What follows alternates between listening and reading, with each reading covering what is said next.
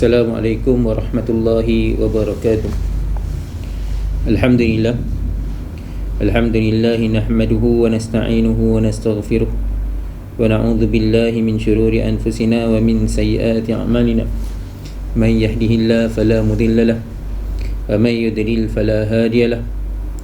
Asyhadu an la ilaha illallah wahdahu la syarika lahu wa asyhadu anna Muhammadan 'abduhu wa rasuluh.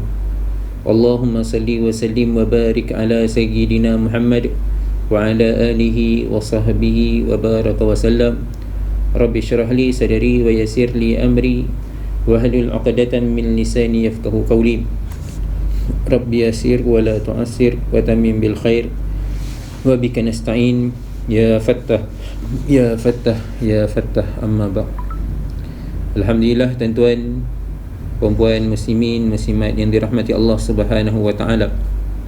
Pertama sekali dan selamanya, mari kita ucapkan syukur kita kepada Allah Subhanahu wa taala kerana Allah Subhanahu wa taala masih lagi kekalkan kita di dalam nikmat dan rahmat-Nya.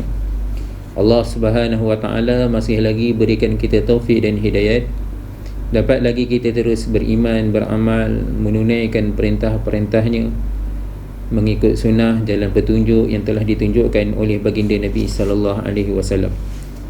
Moga-moga dengan kita menjalankan perintah Allah, mengikuti sunnah baginda Nabi sallallahu alaihi wasallam, maka Allah Subhanahu wa taala permudahkan urusan-urusan kita. Allah Subhanahu wa taala tambahkan nikmat-nikmat-Nya kepada kita. Allah Subhanahu wa taala angkat kesusahan daripada kita. Lebih-lebih lagi dalam kita menghadapi COVID-19 hari ini. Tuan-tuan, puan-puan, muslimin, muslimat yang dirahmati Allah, pada malam ni insya-Allah kita akan kongsikan kitab perbahasan mengenai peringkat ilmu dan makrifat. Sebelum ni kita dah membahaskan tentang ilmu dan makrifat, tentang kefarduan pentingnya kita mencari ilmu. Dan sebelum ni ada dijelaskan, diterangkan mengenai perbezaan pandangan. Perbezaan pandangan ini bukanlah menyebabkan bila ada perbezaan ataupun ikhtilaf antara ulama menyebabkan kita meninggalkan mencari ilmu tersebut. Ulama berbeza pandangan seperti sebelum ni saya pernah nyatakan. Dalam sebuah hadis Nabi sallallahu alaihi wasallam, baginda Nabi sallallahu alaihi wasallam bersabda, "Ikhtilafu ummati rahmatun." Berbezanya pandangan umatku. Ummati di sini ulama-ulama menafsirkan maksudnya ulama. Maksudnya ulama. Ikhtilafnya ulama adalah satu rahmat. Memang satu rahmat, tuan-tuan, hikmah ni, tuan-tuan, puan-puan muslimin muslimat yang dirahmati Allah. Kan, perbezanya pandangan-pandangan ini adalah satu rahmat kepada umat ini, kerana bukan semua tempat kita boleh nak amalkan satu cara sahaja.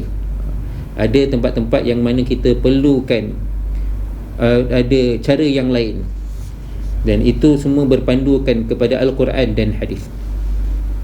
Tambahan lagi, pengarang kitab Imam Al-Ghazali rahmatullahi alaih menyatakan, janganlah kita menghina orang yang berbeza mazhab dengan kita sebagaimana keadaan para sahabat dan tabi'in. Mazhab ini akan berbeza.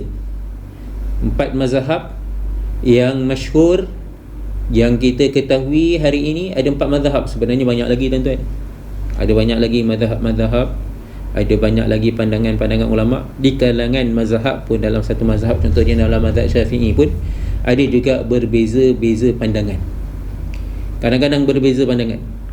Baru ni ada orang tanya saya, "Ustaz, ada apa ni, sama-sama Ustaz Syafi'i, sama-sama mengajar kitab fiqh Syafi'i, tapi kenapa ada ustaz ni kata nak amalnya begini, nak amalnya begitu?" Kan, kalau kita lihat, tuan-tuan muslimin muslimat yang dirahmati Allah Taala, kan, ada sedikit perbezaan.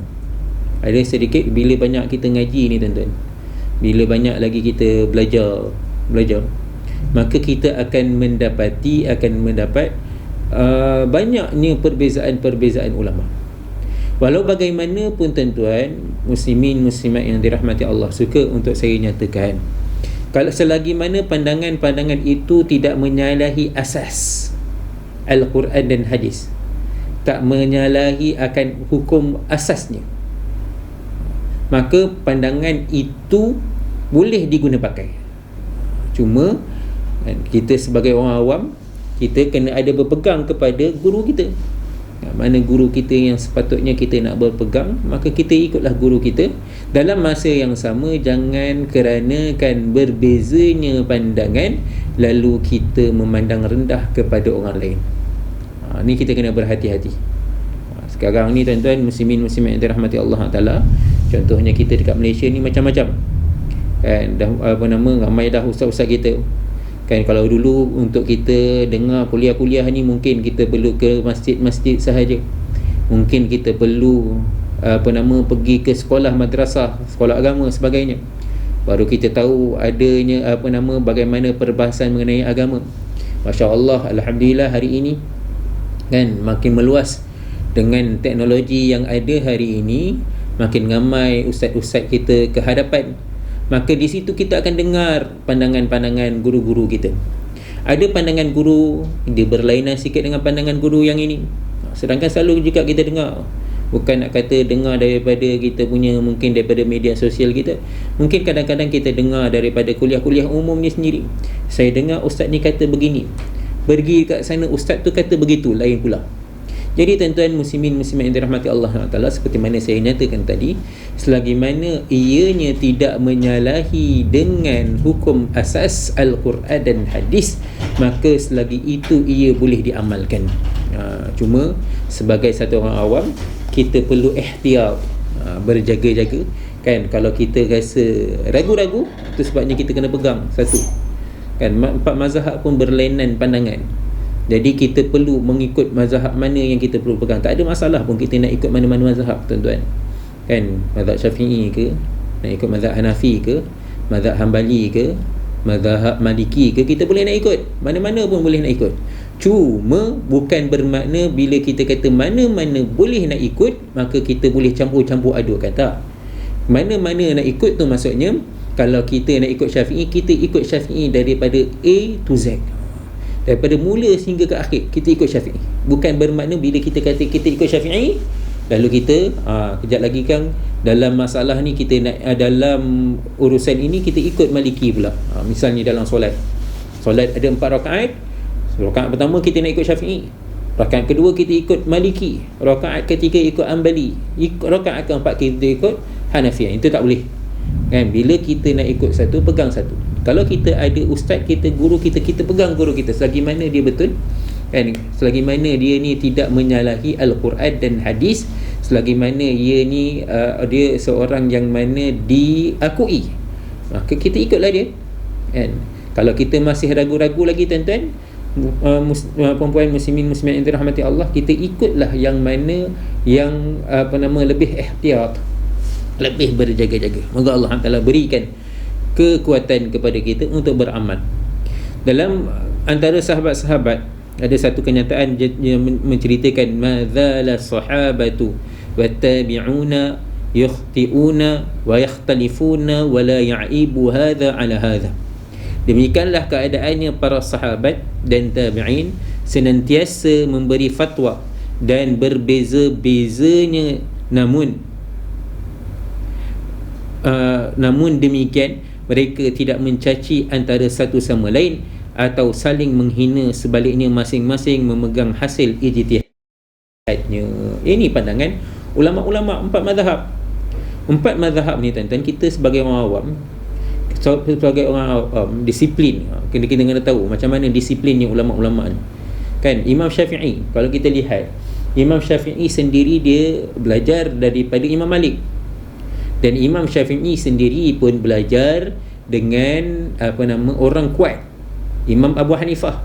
Imam Abu Hanifah mazhab Hanafi, dan anak murid kepada Imam Syafi'i Imam Ahmad bin Hanbal. Dan keempat-empat mereka ni berbeza pandangan. Ada satu kisah Imam Syafi'i bersama dengan Imam Malik, mereka berbezanya pandangan, Imam Syafi'i dan Imam Malik. Contoh dalam kisah tu, kisah tentang masalah mencari rezeki. Pada pandangan Imam Syafi'i, rezeki ni perlu dicari. Rezeki perlu dicari, cari barulah dapat rezeki. Pada pandangan Imam Malik pula, rezeki ni kalau kita tunggu kita akan dapat. Kalau kita tunggu kita akan dapat. Dua-dua beza pandangan. Imam Malik kata kena tunggu baru dapat. Akan dapat, rezeki ni akan sampai. Kita tunggu pun akan sampai rezeki ni. Imam Syafi'i kata kena cari. Maka okey, itu pandangan masing-masing. Kan berbeza pandangan. Maka satu ketika Imam Syafi'i keluar daripada masa dalam pertemuan mereka, Imam Syafi'i telah keluar mencari sesuatu sebab untuk makan.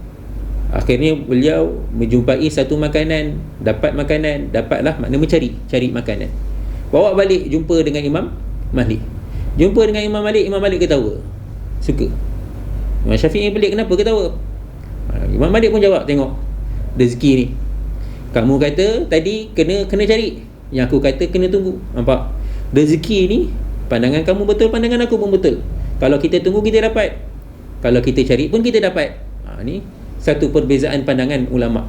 Dan kita kena faham tuan-tuan, puan-puan muslimin muslimat yang dirahmati Allah Taala, berbezanya ulama-ulama ni dalam penilaian, dalam sesuatu amal, hukum, adalah mengenai perbezaan yang mana ia tentang perkara-perkara yang tidak mengganggu ataupun tidak mengena kepada perkara yang asas.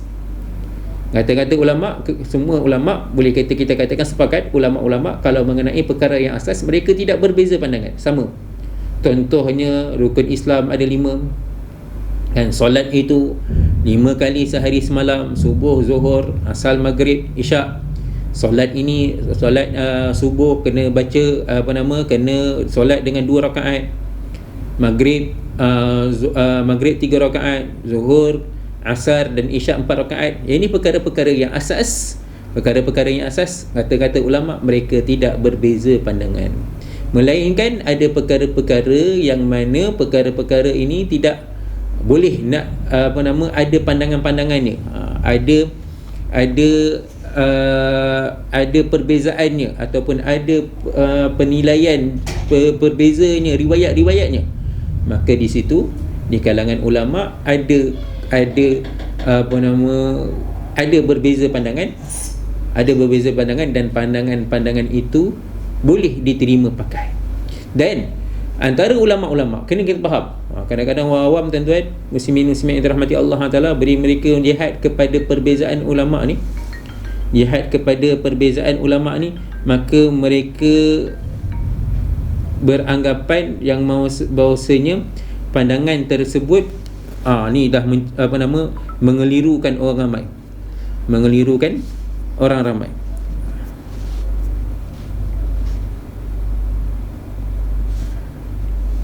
Bila mengelirukan orang ramai tuan-tuan muslimin muslimat yang dirahmati Allah Subhanahu Wa Taala, kata macam ni kita tak payah amal lah, kan? Macam ni kita tak perlu amal.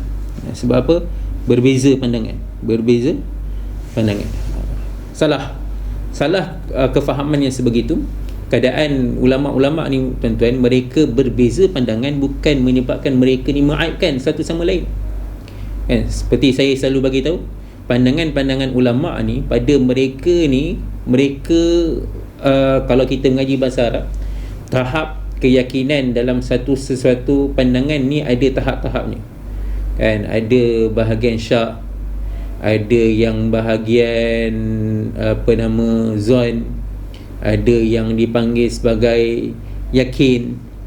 Ulama-ulama ni dalam mereka memberi pandangan mereka bukanlah tahap yakin. Kita kena faham, mereka punya tahap ni tahap zon.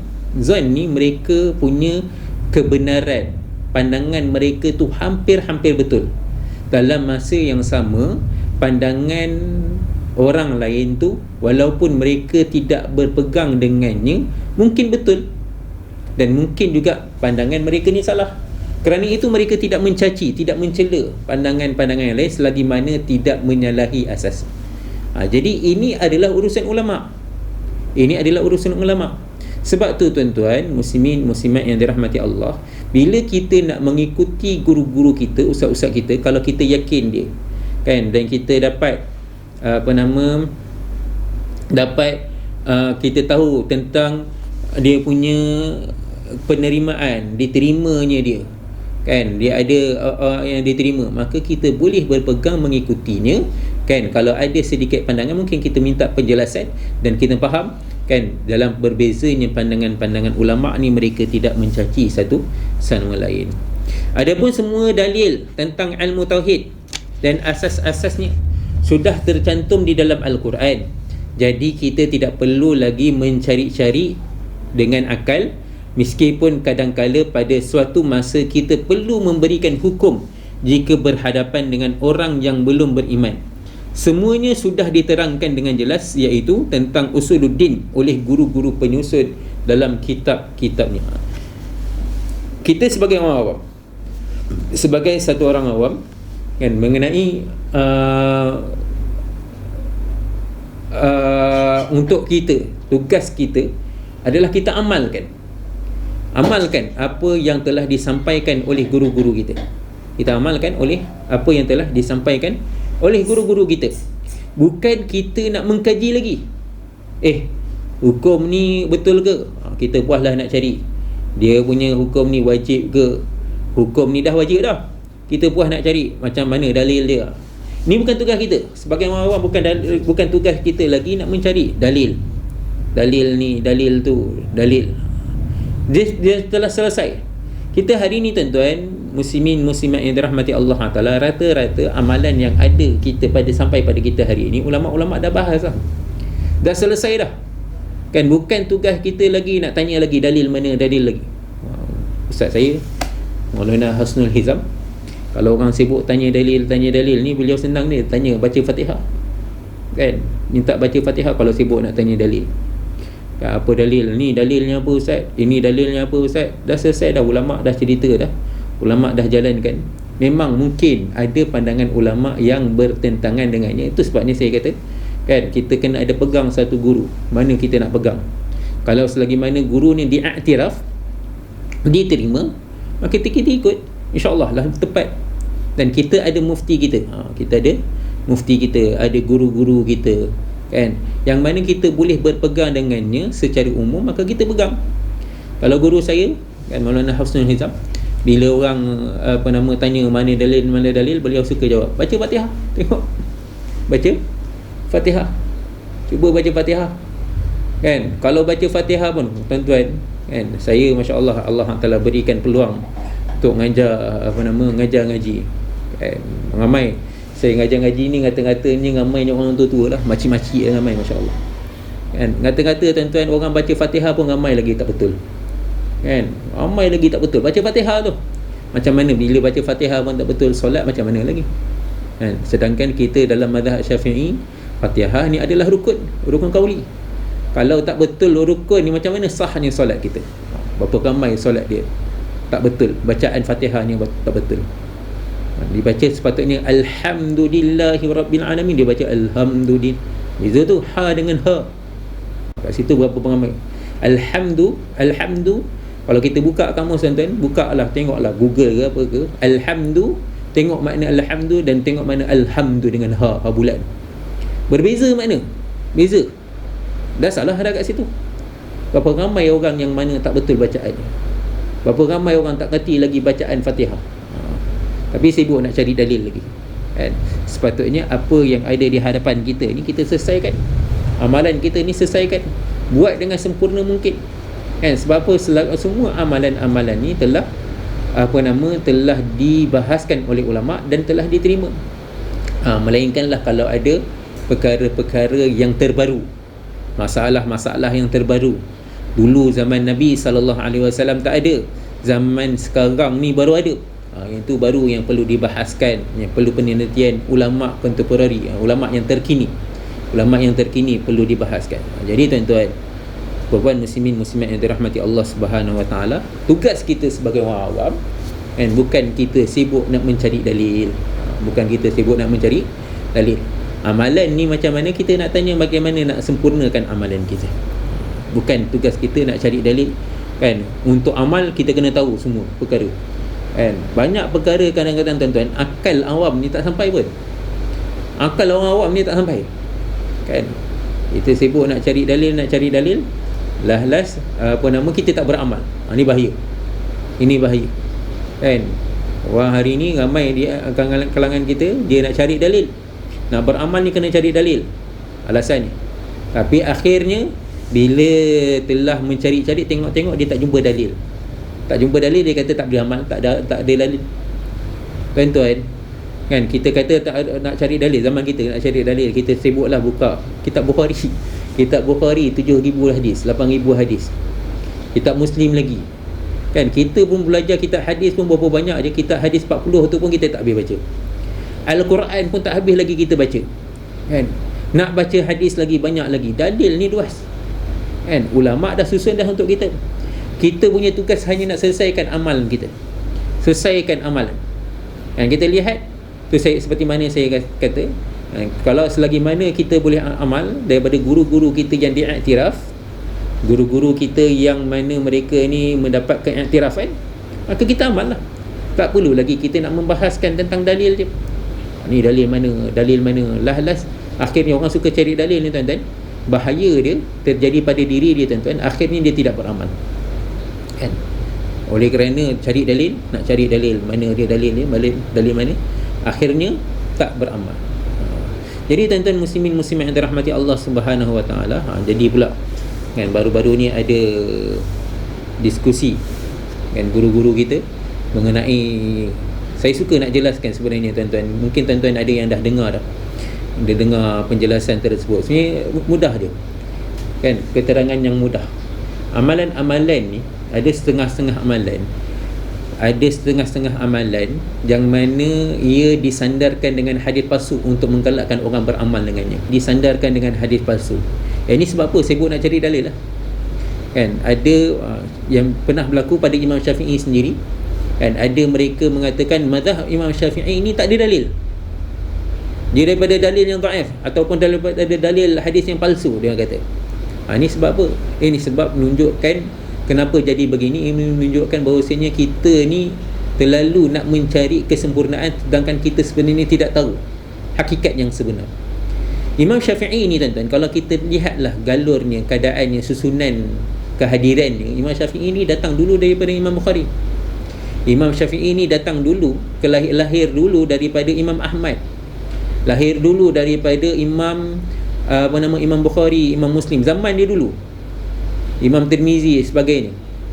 Kalau kata Imam Syafi'i punya dalil, kalau kita lihat dalilnya dikatakan dhaif, itu dhaif bukan di sisi Imam Syafi'i. Pada Imam Syafi'i mungkin dalil itu dia dah sahih dah, maka Imam Syafi'i pegang dalil itu sahih. Ni bila saya cerita begini tuan-tuan, kan, kita yang sebahagian daripada orang awam ni dia jadi pening kepala. Sama juga macam kenyataan yang keluar baru ni, guru kita kata hadis palsu, tidak semestinya amalan ni palsu. Jadi bila orang awam dengar dia jadi keliru. Bila tak faham, bila kita kurang ilmu, kita kata oh macam itu maknanya amalan tu disabitkan, diamalkan daripada hadis palsu ke? Diamalkan daripada hadis palsu ke? Diambil daripada hadis palsu ke? Mula orang jadi salah faham.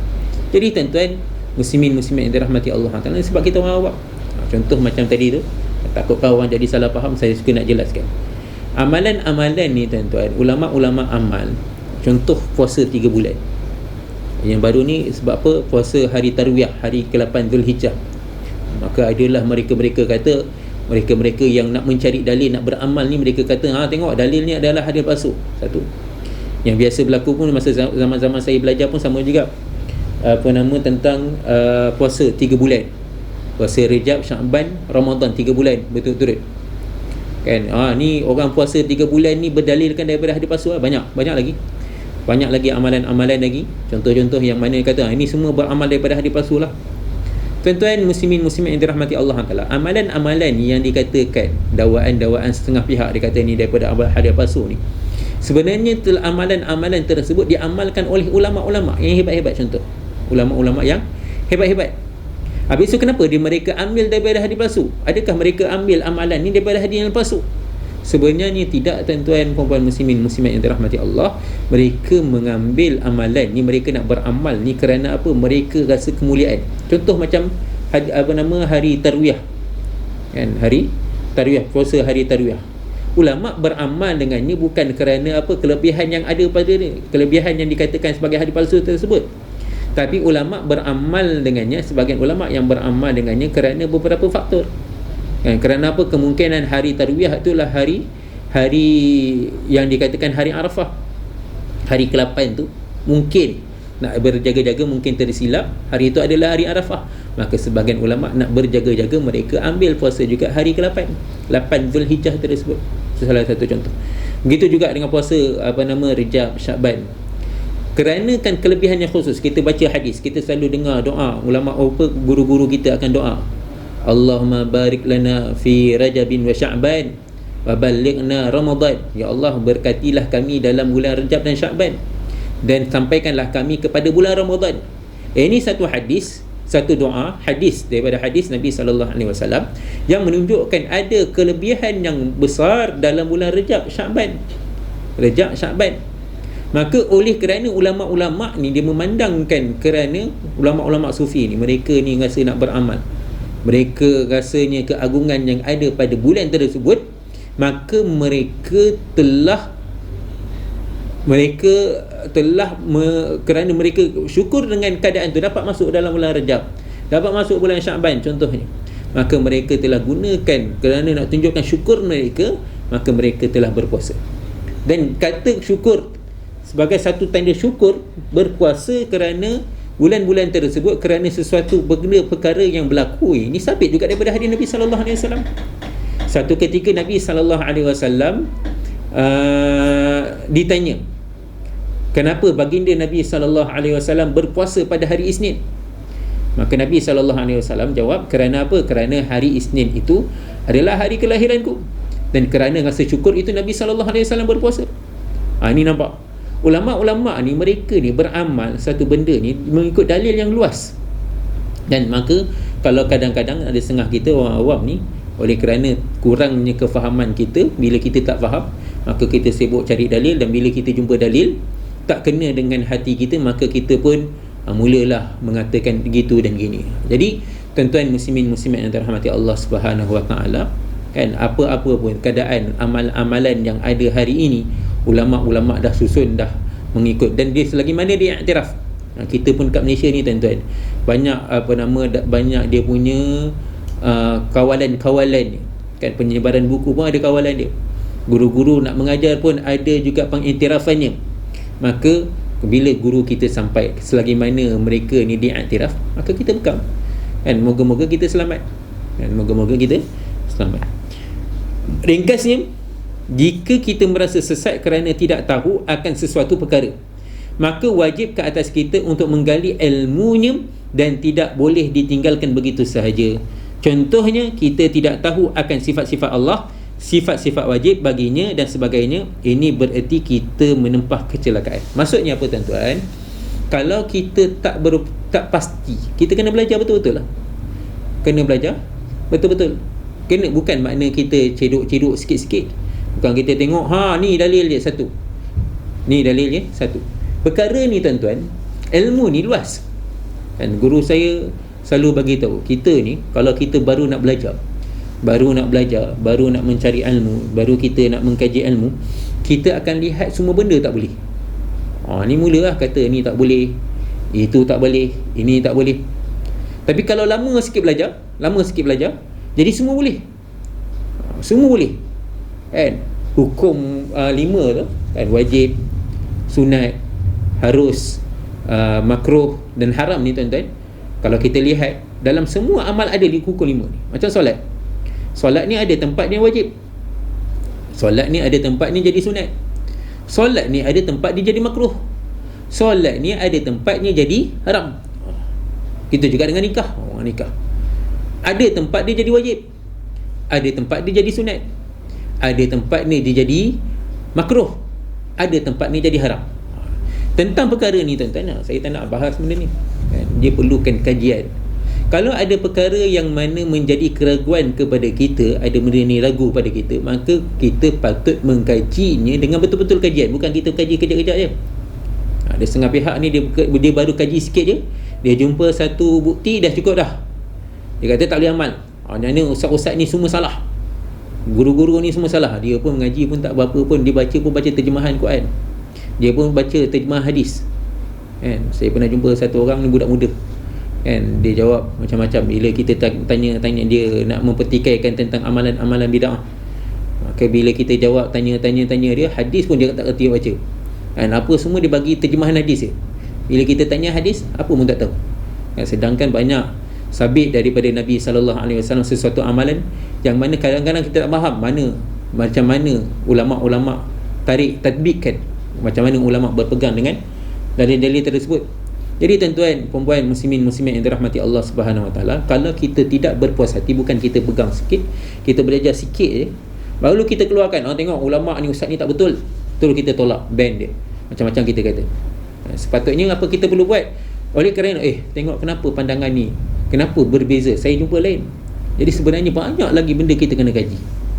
Kalau nak kaji betul-betul, biar sampai betul-betul terbuka kepada kita, dan kena faham kan. Kita kena faham berbezanya pandangan ulama' ni perkara yang biasa. Dan janganlah kerana kan ada perbezaan ulama' kita mencaci orang yang mana berbeza pandangan daripada kita, sehingga kan kita kata yang ini ahli bid'ah, yang ini ahli neraka. Jadi tuan-tuan muslimat yang dirahmati Allah Taala, hari ini banyak perkara-perkara yang berbeza pandangan. Jadi oleh kerana itu kita mengaji lagi, betul-betul kita mendalami dalam ilmu. Moga-moga Allah Subhanahu Wa Taala pelihara kita, Allah Subhanahu Wa Taala selamatkan kita daripada kekeliruan. Moga yang baik ini datang daripada Allah. Yang lemah kelemahan diri saya minta maaf, minta ampun. Kita tutup majlis dengan tasbih kafarah dan surah Al-Asr. Subhanallah bihamdihi, subhanakallah bihamdika, asyhadu an la ilaha illa anta, astaghfiruka wa atubu ilaik. Bismillahirrahmanirrahim. Al-Asr. Innal insana lafi khusr illa alladziina aamanu wa 'amilus salihati wa tawassaw bil haqqi wa tawassaw bis sabr. Assalamualaikum warahmatullahi wabarakatuh.